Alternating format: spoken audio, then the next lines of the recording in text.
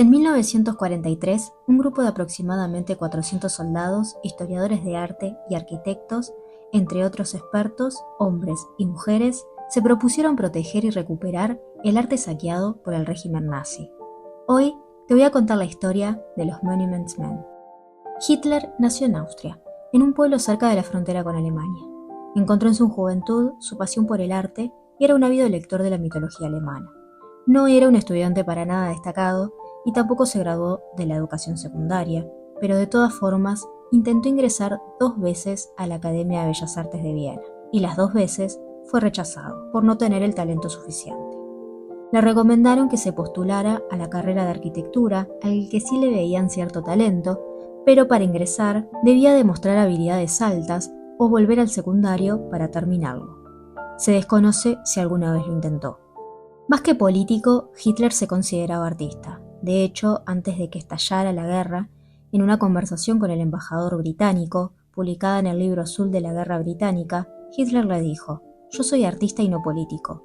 Una vez que se resuelva la cuestión polaca, quiero terminar mi vida como artista». Empezó pintando postales en su juventud para ganarse la vida y siguió creando acuarelas. Cuando se trasladó a Múnich, intentó rodearse de artistas destacados, pero solo consiguió frustrarse más, ya que no lo consideraban talentoso o poco habilidoso para la pintura. Y viendo esto, no me parece casualidad que haya elegido Múnich para hacer la exposición de lo que él llamó arte degenerado en 1937 para burlarse de los artistas. Pero se sabe que era un hombre bastante rencoroso. Siguió pintando durante toda su vida, pero también se propuso adquirir todo el arte posible, de forma legal e ilegal. Y como le decían que tenía talento para la arquitectura, también se propuso modificar las ciudades, sobre todo Berlín. Pero de eso ya voy a hacer otro video, hoy vamos a enfocarnos en el arte. Mientras la guerra ocurría, mientras los judíos, eslavos, afrodescendientes, gitanos, homosexuales eran perseguidos y secuestrados, los nazis tenían además tiempo para robar las piezas más importantes del arte. Comenzaron, por ejemplo, obligando a los coleccionistas judíos a venderles las obras y por un precio bajísimo, básicamente la misma modalidad que aplicaron para apropiarse de sus negocios. Al principio las obras eran llevadas a Viena, al Palacio Imperial de Hofburg. Entre varias colecciones destaca la colección de Rothschild.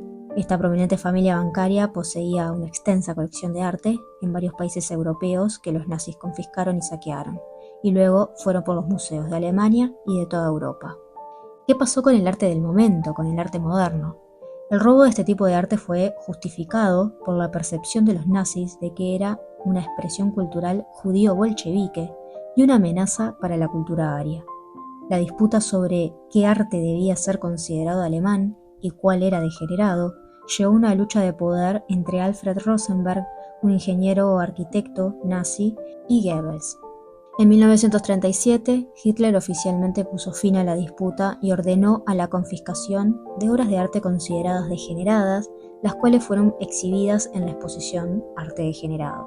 Miles de obras de arte fueron confiscados de museos y colecciones públicas y se vendieron o destruyeron muchas de ellas. La confiscación fue legalizada retrospectivamente en 1938 con la Ley de Confiscación. Pero, en 1943, los aliados crean un grupo especializado en arte y arquitectura con el fin de encontrar y devolver el arte robado por los nazis, llamado el Programa de Monumentos, Arte y Archivos. También tenían como tarea proteger de alguna forma edificios importantes y lugares donde existieran obras que no podían ser trasladadas. Pero las intenciones ya venían desde antes de que los Estados Unidos ingresara a la Segunda Guerra Mundial. Un grupo de profesionales del arte y organizaciones como el Grupo de Harvard de Defensa Americana y el Consejo Americano de Sociedades Instruidas ya estaban trabajando para identificar y proteger el arte europeo y monumentos que estaban en peligro debido al avance nazi. Buscaron la colaboración de una organización nacional, lo que llevó a Francis Henry Taylor, director del Museo de Arte Metropolitano, a trasladar estas preocupaciones a Washington. Esto culminó en la creación de la Comisión Americana para la Protección y Salvamento de los Monumentos Artísticos e Históricos en Áreas de Guerra, por parte del presidente Franklin Delano Roosevelt, el 23 de junio de 1943. Esta comisión evolucionó de ser un pequeño grupo a una unidad más grande, llamada la Sección de Monumentos, Arte y Archivo, compuesta por cerca de 400 hombres y mujeres de 13 países. Durante 1945 se dedicaron a buscar más de 1000 tesoros, incluyendo aproximadamente 5 millones de piezas de arte y objetos culturales. Incluso después de la rendición, un grupo reducido, de alrededor de 60 Monuments Men, continuó rastreando en Europa durante 6 años más, actuando como detectives del arte. Este grupo trabajó en condiciones peligrosas y desafiantes, a menudo bajo fuego enemigo, para proteger y recuperar el patrimonio cultural de Europa. Tuvieron que negociar con los nazis para evitar la destrucción de monumentos históricos, rastrear obras de arte saqueadas, catalogar y devolverla a sus legítimos propietarios, entre otras actividades relacionadas con la preservación del patrimonio cultural. El general Eisenhower facilitó el trabajo de la MFAA, prohibiendo el saqueo o la destrucción en estructuras de significado cultural. También ordenó repetidamente a sus fuerzas a asistir en la MFAA tanto como fuese posible. Este suceso fue el primero en la historia de un ejército que trató de luchar en una guerra y al mismo tiempo reducir el daño de los monumentos culturales y su propiedad. Un ejemplo destacado es el del oficial Dean Keller, que era pintor y restaurador de arte que salvó el Camposanto Monumental de Pisa, un cementerio que posee sarcófagos de la época romana, entre otros valores. Pero la gran pregunta era, ¿dónde estaban las piezas de arte más importantes de Europa? Se sabía que los nazis las habían robado, pero el escondite era desconocido.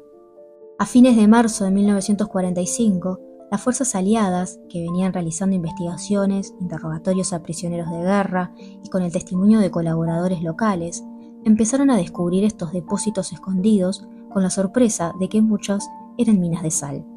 En Alemania, las fuerzas estadounidenses encontraron alrededor de 1500 almacenes de objetos artísticos y culturales robados de instituciones y colecciones particulares de toda Europa, como también colecciones de museos alemanes y austríacos que habían sido evacuadas para su protección. En Berchtesgaden, Alemania, encontraron más de 1000 pinturas y esculturas robadas por el alemán Wilhelm Göring, que era jefe de la Luftwaffe. En Breitenborvis, Alemania también, los estadounidenses encontraron 4 féretros que contenían los restos mortales de los mejores líderes alemanes, incluyendo los de Federico II el Grande y los del general Paul von Hindenburg. También encontraron en la mina 271 pinturas, incluyendo retratos de la corte del Palacio de Sanssouci en Potsdam. En la mina del Kaiser, en Merkers, en abril de 1945, se encontró oro del Reichsbank y 400 pinturas de museos de Berlín y otras numerosas cajas de tesoros. También hallaron oro y objetos personales de las víctimas de los campos de concentración.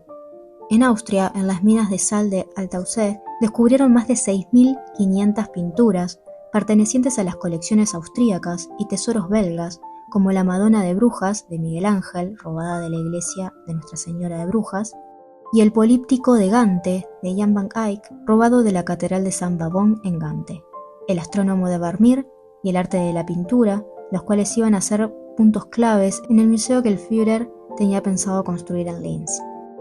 Pero quizás el más sorprendente fue el hallazgo de Neuschwanstein. El palacio sirvió como escondite de más de 6.000 objetos robados por la ERR, el personal de operaciones del Reichsleiter Rosenberg, dedicado a la apropiación de bienes culturales, incluyendo muebles, joyerías, pinturas y documentos del ERR. Después de la guerra, los Monuments Men siguieron con su trabajo de guardar, catalogar y trasladar las obras de vuelta a sus países correspondientes y a sus dueños. También siguieron involucrados en trabajo de reconstrucción de monumentos dañados por el conflicto. Si bien el trabajo de estos hombres y mujeres fue enorme y de un valor cultural sin precedentes, hay obras que siguen desaparecidas, como el retrato de joven de Rafael, que se sabe que en 1939 Hans Frank, un nazi que fue elegido para gobernar los territorios polacos, confiscó el Museo Czartoryski, llevándose obras como La Dama de Arminio y otros cuadros de Rembrandt para decorar su residencia. Cuando fue arrestado por los aliados en 1945, se recuperaron los de Rembrandt y algunos de Da Vinci, pero no el de Rafael. Obras de Van Gogh, Gustav Klimt, Rembrandt o Degas, entre muchos otros, siguen aún perdidas. Así que de alguna forma, el trabajo de los Monuments Men sigue en cada país su curso. Y ojalá este cuidado por el arte occidental, en periodos de conflicto, se extienda a otros territorios, donde el arte y la cultura es igual de valioso para el patrimonio cultural de todos.